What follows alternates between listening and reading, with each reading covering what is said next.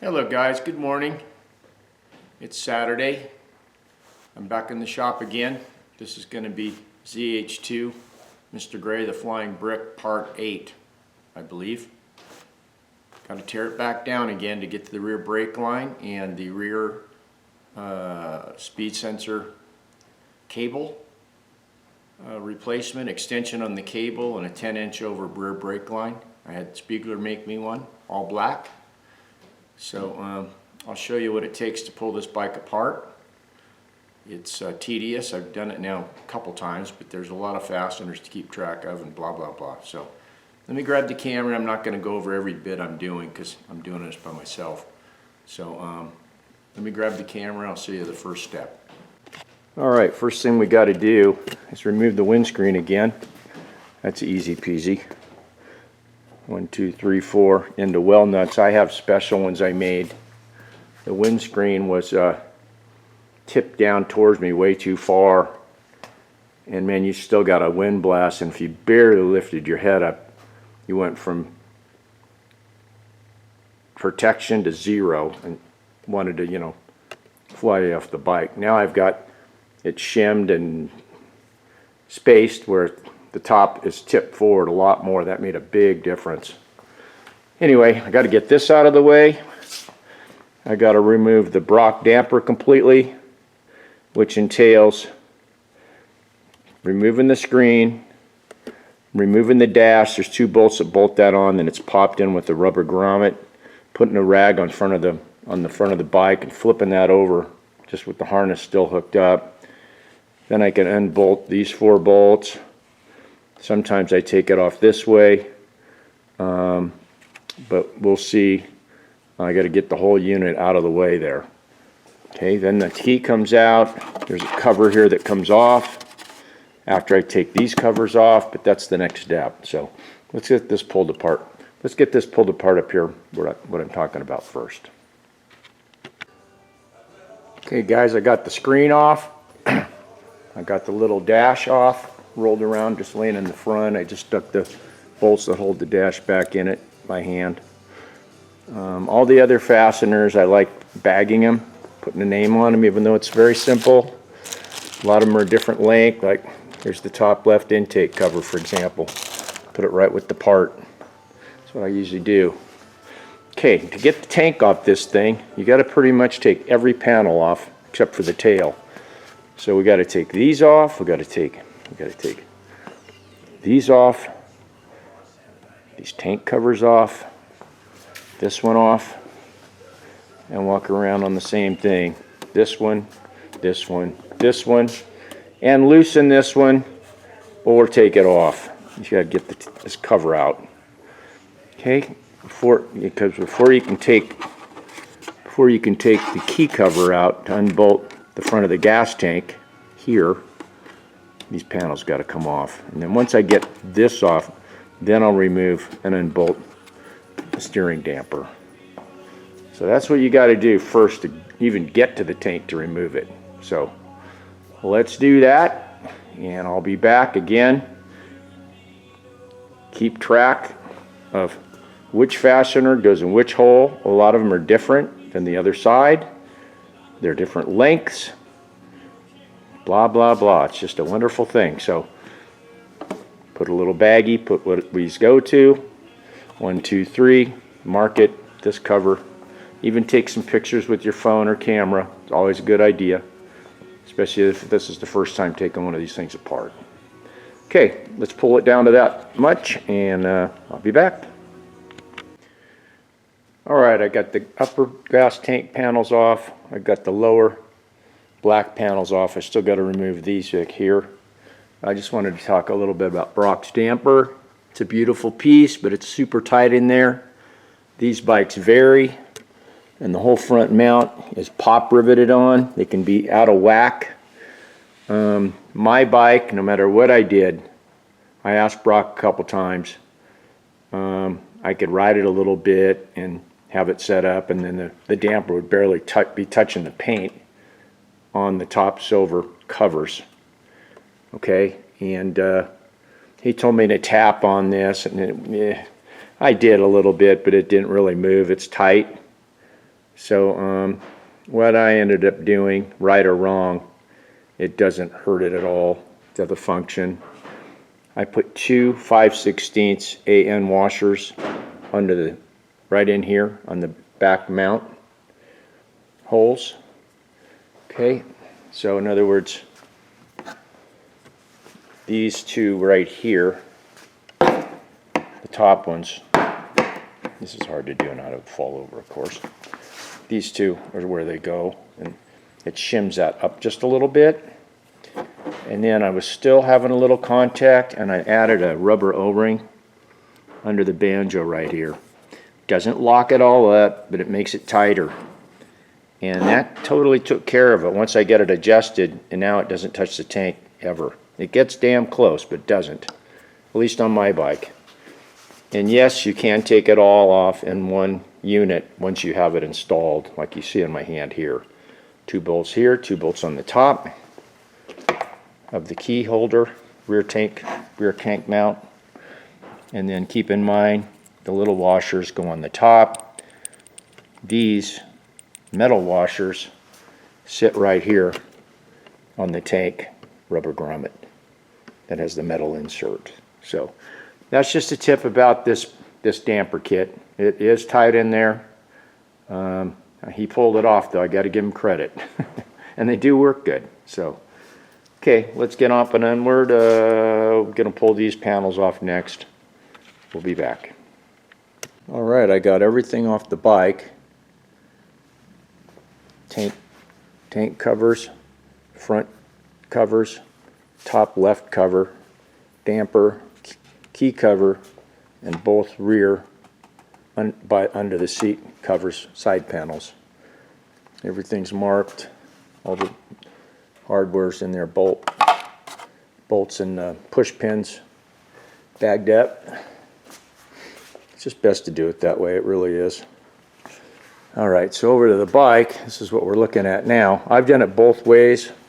I pulled the battery clear out when I removed the servo already.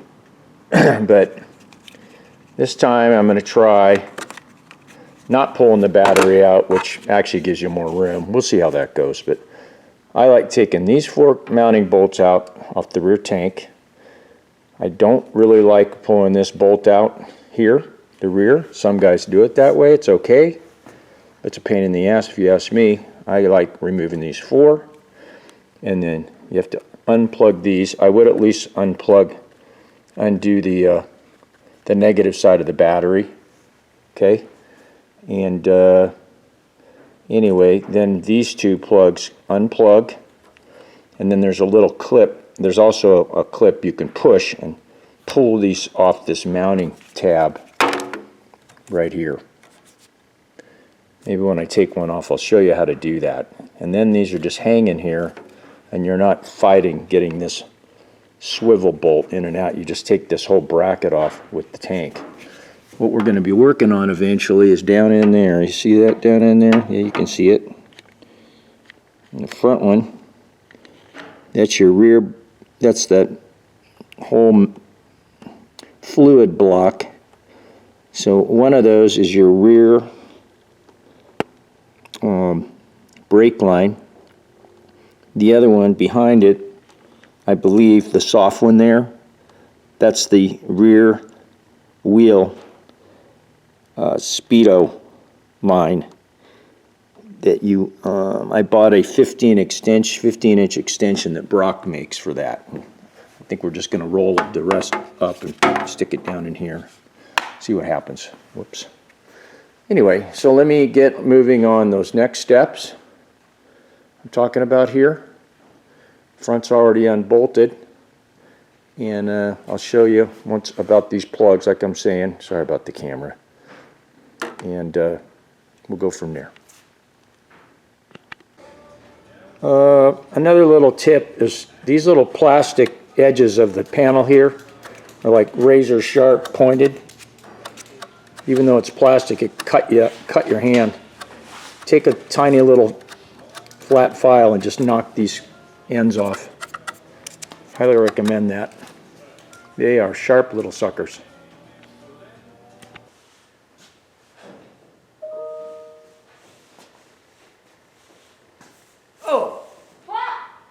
Dr. Purple. We're getting to work today on the ZH2 flying brick, and we got the proper tools. Stop it! We stop, I'm filming right now. Shut up, woman. Take 2. Don't do nothing.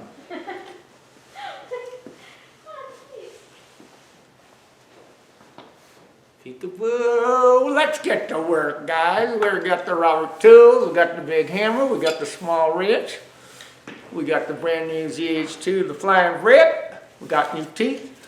Dr. Purple's checking in. Let's get to work on the bike. We're gonna change up some stuff, put the battery in upside down, flip over the tank, and find some horsepower. Let's get to it. Ah, coffee. Nice to have Dr. Purple drop in now and then. I decided let's go ahead and pull the battery out. It takes 10 more minutes, gives you a lot more room. Let me get the battery pulled out, the rear tank bracket bolts, the 4 off the frame. Then we'll go back and I'll show you about those plugs that pull apart and then how to get them off the tank bracket. So let's do that. All right, this side here, you can just grab these 2 with the house shielding here so you don't hurt the wires. You lift up on this little tab, it comes right out. That's that one. Okay. Now let me get around and show you how to take that off, or this one. Perfect. All right, so both these plugs, I take this one off just to get it out of the way. You don't really have to though. Right here, hope you can see that. On the bottom, it goes on like this. So you have to come in through the side, underneath, and you'll see this little tab. You push up on this, right there. You push up, hold it up, and it slides right off the bracket right here. Whoops. It'll slide right off. This one will slide right off this way. Okay, then you don't have to take this pivot bolt clear out and try to weasel all the rubber grommets. You just unbolt it in these 4 mounting holes, and then the tank's ready to come off, and I'll show you that next. Okay guys, I got the back unbolted. These are the 2 6mm bolts, 5mm head Allens. Okay, nice to always put some blue painter's tape on your tank and the contact points just in case it slipped. So first thing you got to do is lift the front of the tank up, and you can tape up the key tumbler that the ignition key goes in. I like putting a bunch of tape on it, top and everything. The tank could actually sit right on it, but I like to put something on there. A little more support, keeping it away from it better. I have a little block of 3/8 thick white Delrin here. You could use a little thin piece of wood, doesn't matter. Let it sit on there, because you got to get those 2 hoses off.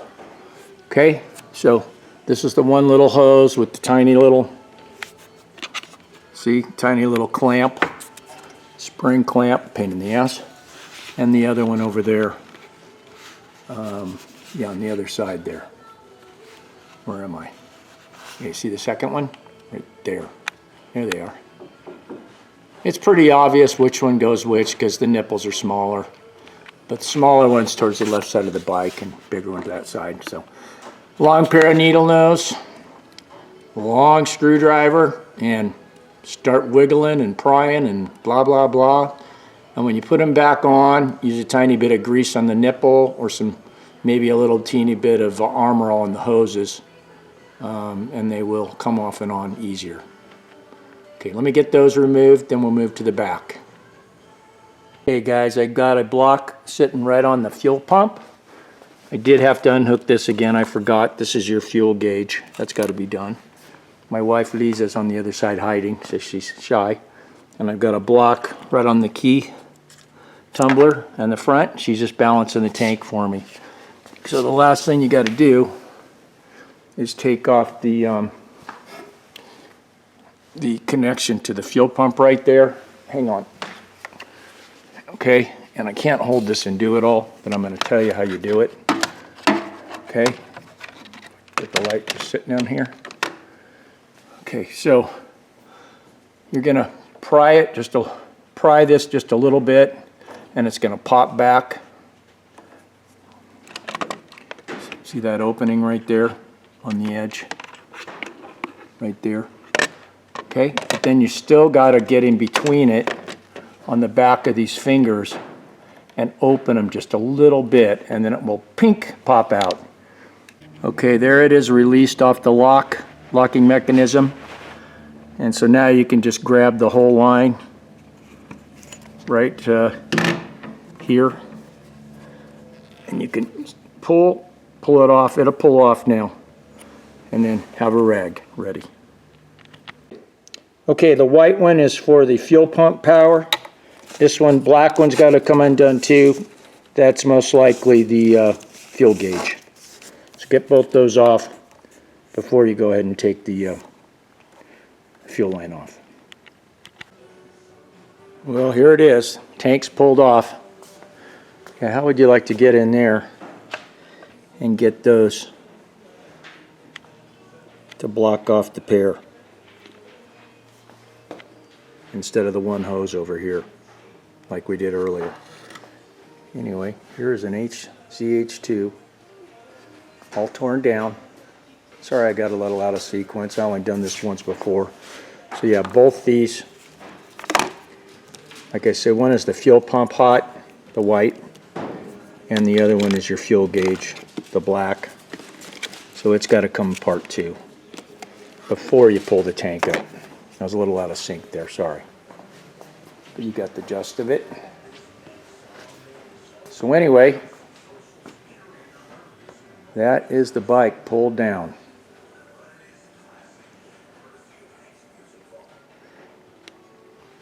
Next, why we had to pull it down is because that is where the rear brake line connects. And I've got a 10-inch plus 10-inch. Hopefully I measured it correctly. It was about 9. I give myself an extra inch.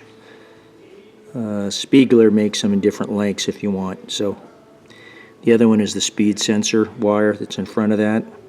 I've got an extension from Brock. And we'll deal with that on the next video. Okay, going to end the video now. This is it for this one.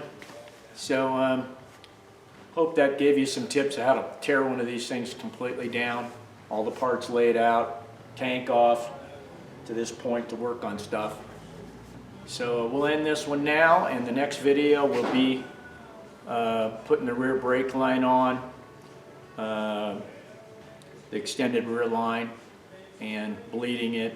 We'll see how that goes. Never done it before, so you can follow with me.